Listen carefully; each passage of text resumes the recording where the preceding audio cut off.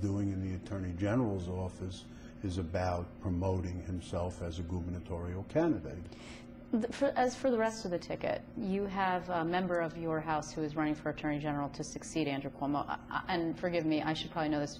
Have you endorsed him? Yes, I have. Richard Brodsky. Right, okay. that's correct. So you'll be campaigning on his behalf, or at least supporting him going forward? Yes, I am supporting him, as I am supporting for re-election all the members of this House on the Democratic side.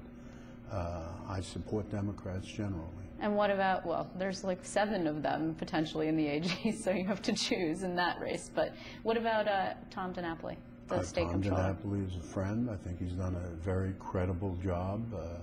I think he's done an excellent job, actually, in taking an office that was in disarray and mired in problems, and he's made some determinations, some to his detriment, I might add, but he did it to go where he thought the office should be. He put out a voluntary letter a long time ago saying, if you contribute money to my campaign, you can't do business with the Office of the Pension Fund for 2 years. But to that end, Andrew Cuomo actually seems to have drawn Tom DiNapoli into this pay-to-play pension fund in probe that's been going on now for almost since Andrew Cuomo took office, actually. Does that concern you?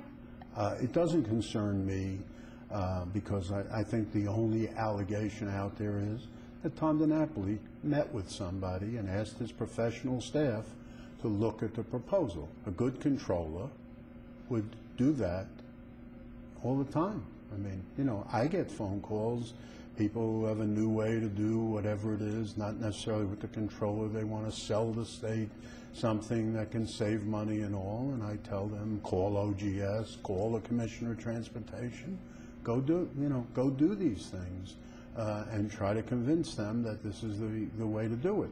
I think the only allegation out there with Tom DiNapoli is somebody came to him and he said, meet with my professional staff.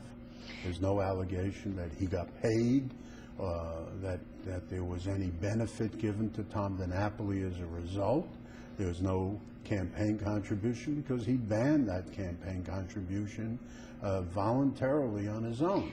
But do you worry at all about, I mean, it seems that Andrew Cuomo is, I don't want to say has Tom DiNapoli in the crosshairs per se, but has made it clear that at the very least, he won't endorse Tom DiNapoli. He's investigating the office to some degree, that the tenure not just of Alan Hevesi, DiNapoli's predecessor, but DiNapoli himself, and wants to take away the power that is the most powerful thing that is in the state controller's office, which is to say the sole trusteeship of the fund. And you don't support the change of that to a board-based oversight system. Well, I think there's a board-based oversight system that can be implemented, and I've been working on a bill with the Attorney General and the Controller and the Senate to bring that about.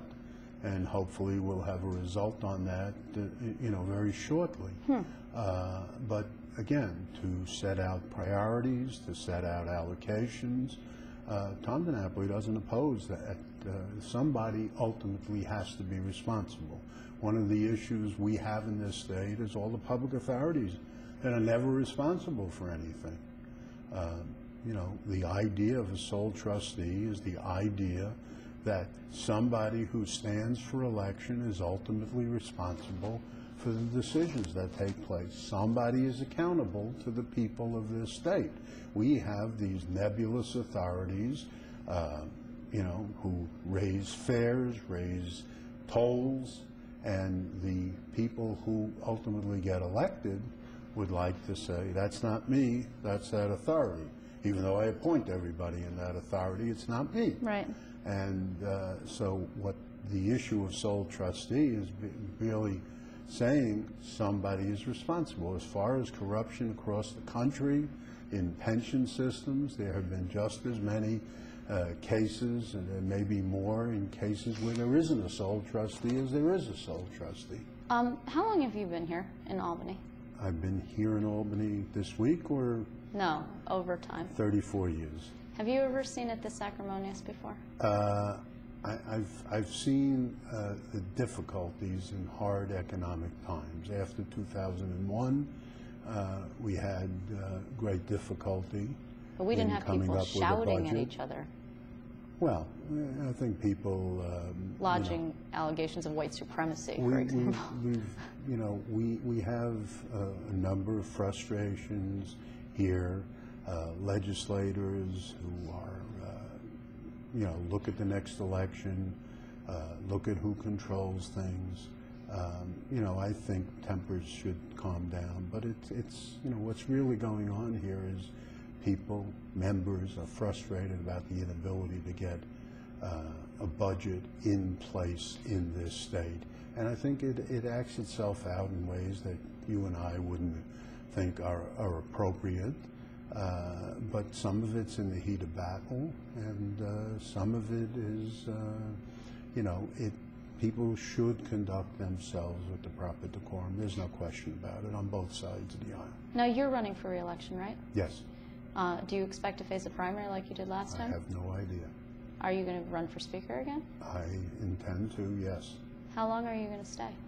I will stay here until I think I am no longer productive and this job is no longer productive to me. Well, it'll be interesting, certainly, that Albany is in for a lot of change in the next couple of years. So, and we've seen a lot of change, too. I want to thank you for sitting down with me. Thanks very much. I am delighted. Take care.